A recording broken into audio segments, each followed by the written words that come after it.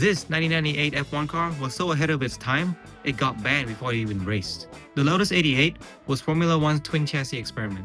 One for the aero, one for the driver.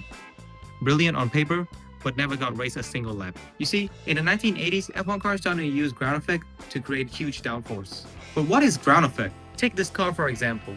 You can't see the ground effect, but if we strip the bodywork, you will see something that resembles an airplane wing, but upside down.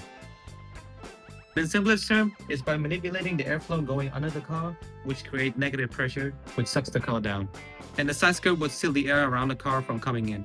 With ground effect, the lower you bring the car to the road, the more downforce you have. But it's very risky because as soon as the bottom of the car touches the road, or the car pitch or rolls under braking, cornering, or accelerating, the ground effect will be disrupted. When this happens, all of the downforce will be lost, and this could happen mid-corner where you need the downforce. So to combat this, teams use really stiff springs. This way you can keep the car ride height consistent so it won't roll or pitch, but with stiffer spring, this creates a huge problem. The vibration from the road will be violent.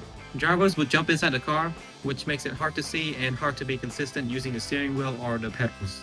So that means that you need stiff springs for the ground effect, but soft spring for the mechanical grip. You can't have both stiff spring and soft spring at the same time. Or can you? What did Lotus do? Whoa, this drawing is horrible. I wonder who drew that. So Lotus thought, what if we make two chassis, one for the ground effect and one for the engine, the cockpit, and whatever. So we would split the work rather than doing both at the same time, which is like almost impossible. So that's what they did. They made two chassis, one for the ground effect and one for the cockpit and the engine and the tires and wheels.